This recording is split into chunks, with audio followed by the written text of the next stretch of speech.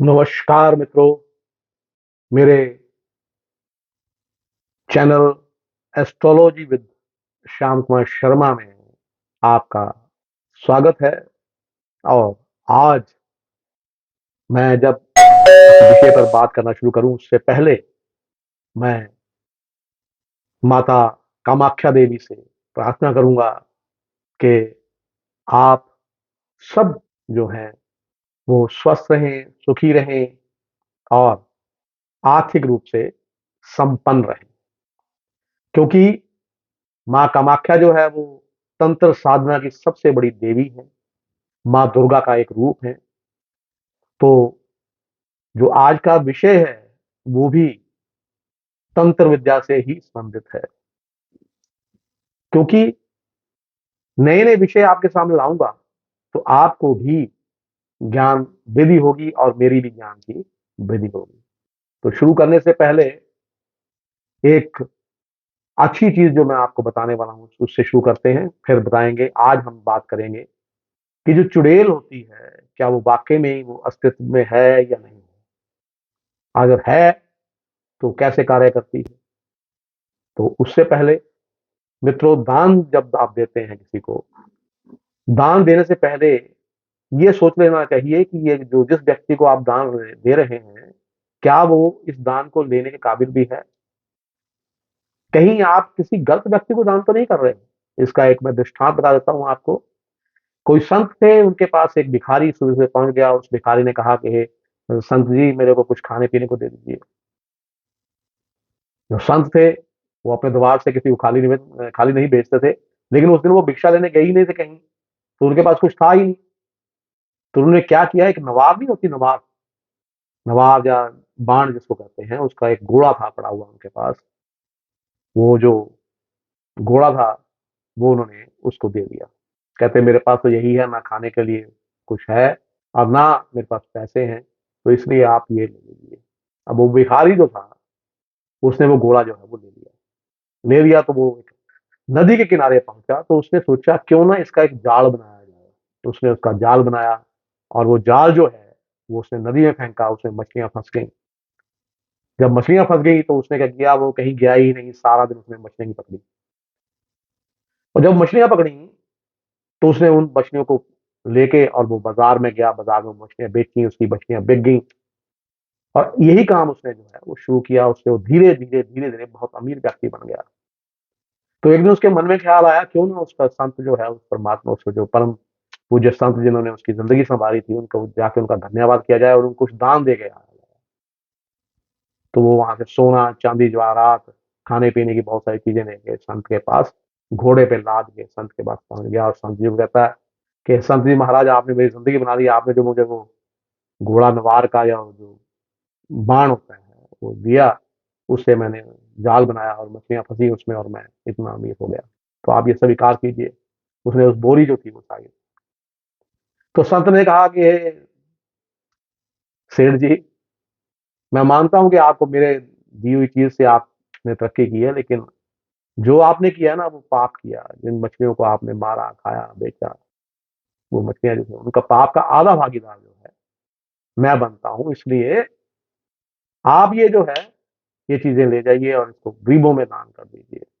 तो इसलिए कहा जाता है कि अगर आप दान भी दें तो अच्छा दें, अच्छे व्यक्ति को, जो उसके काबिल हो उसी को दें, ताकि आपको भी पाप का भागीदार ना बनना पड़े।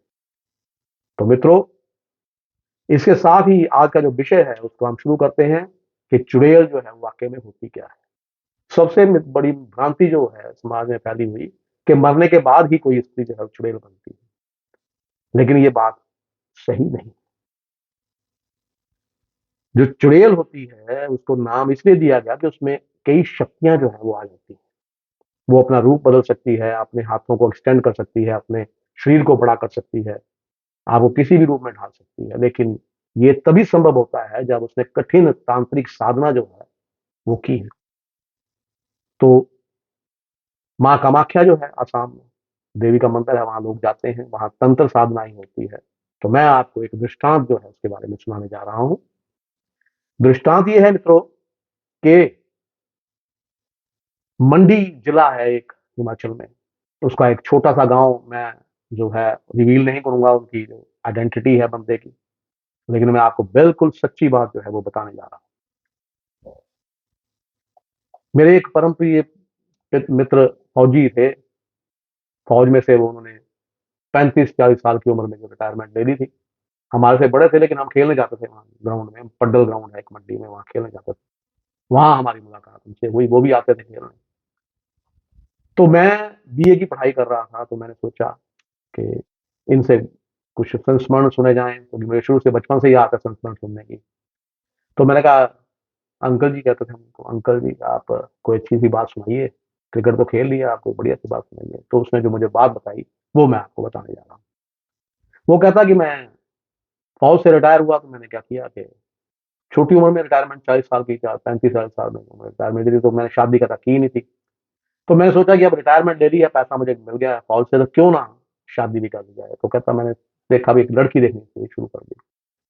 क्या हुआ एक दिन मैं जंगल में गया था, तो मैंने वहाँ क्योंकि हम जंगल में लकड़ियाँ इकट्ठी करके लाते हैं, फिर शाम को खाना बनाते हैं, खाना बना के वो जो है तो मैं जब वहाँ गया तो एक और लड़की सुंदर सी, बहुत सुंदर सी लड़की जो थी, वो वहाँ पे लकड़ियाँ चुगने आती थी। 6-7 दिन गए, 8 दिन गए, मेरी उसकी बातचीत होना शुरू हो गई और आखिर जो है, मेरी जो बात है उससे हुई, तो मैंने उसको कहा, "भी ए कुड़िए, क्या तू मेरे से शादी करेगी?" तो उसने कहा, लड़की को वहाँ पे मठी कहते हैं। तो मैंने कहा, "शादी करेगी?" कहती, "नहीं, मैं पूछ के बताऊँगी।" कहता, "ठीक है जी, कल बता दीजिए।" कहती, "नहीं, मैं आपको 3 दिन बाद पूछ के बताऊँगी।" उसने 3 दिन बाद जो है आके कहा कि, "ठीक है, मैं आपसे शादी करने के लिए तैयार हूँ।" तो उन्होंने शादी कर ली। शादी करने के बाद क्या है कि वो अपना जीवन जो है वो अच्छी तरह वो करने लगे, लेकिन जो फौजी था उसके घर में जो है समृद्धि जो है वो ऐसे आने लगी जैसे पता नहीं क्या हवा की तरह आने लगा। हर एक चीज़ फर्स्ट क्लास सारी सेट हो गई, घर पूरा टूटा-फूटा सेट हो गया और जो चीज़ें थी तो बड़े अच्छे-अच्छे मिष्ठान खाने को मिलने लगे और बड़ी अच्छी-अच्छी चीज़ें होने लगी। कहता फौजी कहता जी मैं तो हैरान था कि मैं इतना मेरा कितना किस्मत मेरी अच्छी है कि मुझे इतनी अच्छी लेडीज़ मिली है जिसने मेरे सारे घर को सँभाल लिया। कहता लोग-बाग भी कोई आते थे हमारे घर में हमें आशीर्वाद देकर यानी कि संतुष्ट हो के जाते, खाना कोई खा लेता संतुष्ट होके जाता था। ऐसे ही कहता हमारे 2 बच्चे हुए, 2 लड़के हो गए। तो एक दिन क्या था बच्चे कहीं खेलने गए थे, मैं कहीं जंगल में गया हुआ था, जंगल से जब मैं वापस आया, मैंने कई दिनों से मैं एक बात नोट कर रहा था कि वो कभी भी अपने जो पैर थे, उनको यानी कि ढाँप के रखती थी हमेशा, वो नज़र कम ही आते थे। कोशिश वो यही करती थी कि उसके पैरों को कोई देख ना पाए। तो एक दिन जब मैं कहीं बाज़ार गया था सामान लेने और बच्चे कहीं खेलने गए हुए थे, तो साथ में क्या कहते बच्चे जो है साथ में कहीं किसी घर कोई प्रोग्राम था, वो बच्चे वहाँ चले गए, तो मैं आया तो रात के मैं लेट हो गया, बच्चे प्रोग्राम देखने में लेट हो गए, रामलीला वगैरह वो हो रही थी, तो देखो वो लेट हो गए, तो मैंने क्या देखा, साढ़े 10 बजे का टाइम हो गया था, लेट हो गया था, मैं जैसे ही मैं अंदर गया रसोई में देखा, तो उसने जो अपने हाथ थे वो लंबे किए हुए थे और उस हाथ में आग जल रही थी और हाथ की आग जली हुई आग में वो खाना बना रही थी। मैं काफ़ी देर बैठा मैं कहता मैं छुप के देखता रहा, वो हाथ में उसने खाना बनाया, सब कुछ करके अपने हाथों पे ही आग जला के बना दिया और जो उसने पैर रखे हुए थे ना अपने, वो बैक थे, पुट्ठे, पुट्ठे पैर थे उनके, उल्टे पैर जिसको कहते हैं। तो मैं एक बार तो घबरा गया, लेकिन मैं फौजी आदमी था, कहता कई जंगें देखी थी, मैंने घबराता नहीं था। तो मैंने क्या किया, मैंने उससे पूछा, मैं कहा, "भई ये क्या कौतुक है भई?"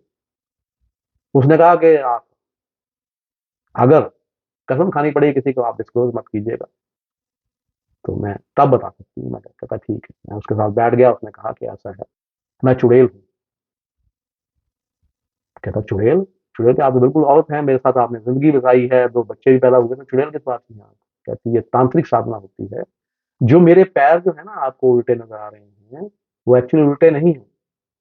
ये हम वशिष्ठ रूप होता है हमारा, हम और दूसरी औरतों से अलग इसलिए होती हैं कि कोई ना कोई ऐसी चीज़ होती है जो हमें विशिष्ट जो हमारा ये कारमा है इसमें होती है, विशिष्ट जो हमारे टाइप की औरतें होती हैं उसको विशिष्ट बनाती हैं, सिर्फ़ उसलिए हमारे पैर जो हैं, वो आपको पुट्ठे दिखाई देते हैं लेकिन हमें आपको ही उल्टे हमें उल्टे दिखाई नहीं देते, आम उनको हमने कठिन तांत्रिक साधना की होती है लेकिन क्या था कि मैं तुम्हारे ऊपर जो है मोहित हो गई थी, इसलिए मैं तुमसे शादी की, हमारे बच्चे हुए और कहता है ये जो हाथ मैंने एक्सटेंड किए थे ये एक तांत्रिक साधना है जिससे मैं हाथों कभी कुछ भी अपने हाथों से कर सकती हूँ। तो मित्रों उसके बाद उसने कहा कि अब तूने मेरा राज जो है वो जान लिया है, अब मैं तुम्हारे साथ नहीं रहूंगा। तो मित्रों कहने का मतलब ये है कि ये जो चीजें हैं ये होती हैं, अच्छी भी होती है, कोई तंत्र साधना करता है अच्छाई के लिए, कोई तंत्र साधना करता है बुराई के लिए। जो बुराई के लिए करते हैं वो क्या करते हैं, किसी को बस में कर लेना, किसी को ये करना, तो ये बहुत खूबसूरत होती है। अब मैं उपाय बताऊंगा जिससे कि बुरी जो चुड़ैलें हैं उनकी जो चीजों से आपको बचा जा सकता है।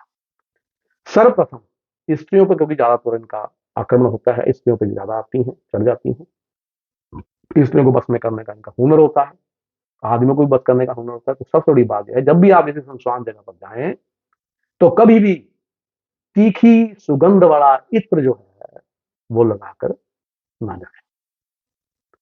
और नंबर 2, अगर आपको जाना भी पड़े, किसी औरत को जाना पड़े, तो अपने साथ एक हनुमान चालीसा का या हनुमान अष्टक का जो है वो पोथी अपने साथ जरूर रखिए। और नंबर 2, जब भी जाएं, अगर बाई दी वे आपको लगे कि ऐसा कुछ होने वाला है तो अपने जो कपड़े हैं वो एकदम उतार दीजिए। आदमियों को बता रहा हूं, स्पेशली कपड़े उतार देंगे, ये नंगे आदमी को नहीं देख सकते, ठीक है। और नंबर 3, जब भी आप जाएं तो अच्छा खाना कभी खाकर ना जाएं। अगर आप अच्छा खाना खाएंगे, उसकी सुगंध से क्या होता है, भूत प्रेत जो है वो सुगंध से आकर्षित होते हैं। तो क्या खाना जो आपने अच्छा खाना खाया है उसको अगर खुशबू आ रही हो तो वो आपके पीछे लग जाएंगे। तो जो चुड़ैल होती है वो असल में सबसे बड़ी भ्रांति जो मैं आपका दूर कर रहा हूँ आज वो ये है कि वो कभी भी, यानी कि मरने के बाद नहीं बनते, वो मरने से पहले बनते हैं। मरने के बाद सिर्फ पिशाच बनती है, ये भूत नहीं बनती, चुड़ैल कभी नहीं बनती। अब ये था एक छोटा सा दृष्टांत। इसके साथ ही मैं आपको कुछ उपाय, आज इतवार है तो एतवार को जो करने वाले उपाय हैं वो मैं आपको बताता हूँ। मित्रों इस दिन आपने जो है चमकीले रंग का जो है, जैसे चमकीला अगर अपना सोने जैसा रंग हो या चांदी जैसा रंग हो, उस दिन की जो वस्त्र है वो पहनेंगे, आपको लाभ होगा। और जो लाल मुख वाले बंदर होते हैं उनको अगर आप इसमें केले, गुड़, शक्कर, गेहूं इसका अगर खिलाएंगे तो आपको बहुत लाभ होगा। उनको फल देकर आएंगे तो बहुत लाभ होगा।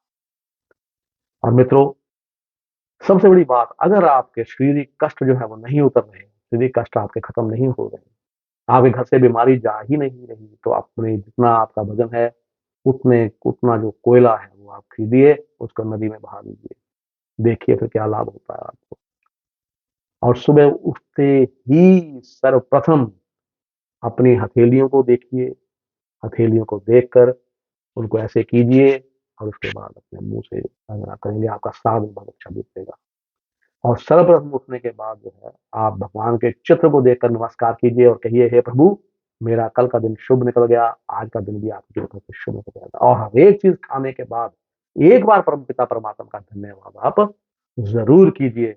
इसके साथ ही और सबसे बड़ी बात जो है, जब तक सर्दियां जब आए तो काला सफेद कंबल जो है वो आप भिखारियों को या जो कोड़ी होते हैं उनको देने तो बहुत बढ़िया। और सबसे बड़ी और एक चीज और बताता हूँ, जो किन्नर होते हैं उनको दान दीजिए। पैसे अगर आप देते हैं तो उनसे 1 रुपया लेकर अपने खजाने में रख लीजिए।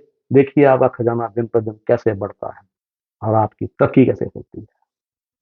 और जो आखिरी बात, कभी भी जानबूझकर जितना भी आप गुस्सा आ जाए किसी को अपशब्द मत बोलिए। अपशब्द बोलेंगे तो जितना उसको बोलेंगे आप उससे ज्यादा नुकसान आपका अपने ऊपर होगा, अपने ऊपर लागू हो जाएगा। तो इसी के साथ मैं आपकी अपनी वाणी को विराम देता हुआ आपके पास कल एक नए विषय के साथ प्रस्तुत होऊंगा। और मैं ये बताऊंगा कि छलेडा क्या होता है। जो छलेडा है जिसको हम हमारी तरफ कहते हैं कि 2 मिनट में वो रूप बदल देता है, वो क्या होता है और उसको क्या करता है और कैसे बनता है छलेडा, ये भी मैं आपको कल बताऊंगा। इसी के साथ मैं अपनी वाणी को विराम देता हुआ आपसे विदा चाहता हूँ और आशा करता हूँ मेरे जो प्रसंग हैं, जो मेरे वीडियो हैं वो आपको पसंद आ रहे हैं। इसलिए कमेंट, लाइक और शेयर कीजिए। और सबसे बड़ी बात यह है कि मित्रों सब्सक्राइब ज़रूर कीजिएगा, क्योंकि सब्सक्राइब करने से हमारा परिवार बढ़ेगा और मैं अच्छे-अच्छे विषय आपके साथ लेकर आता रहूँगा। नमस्कार।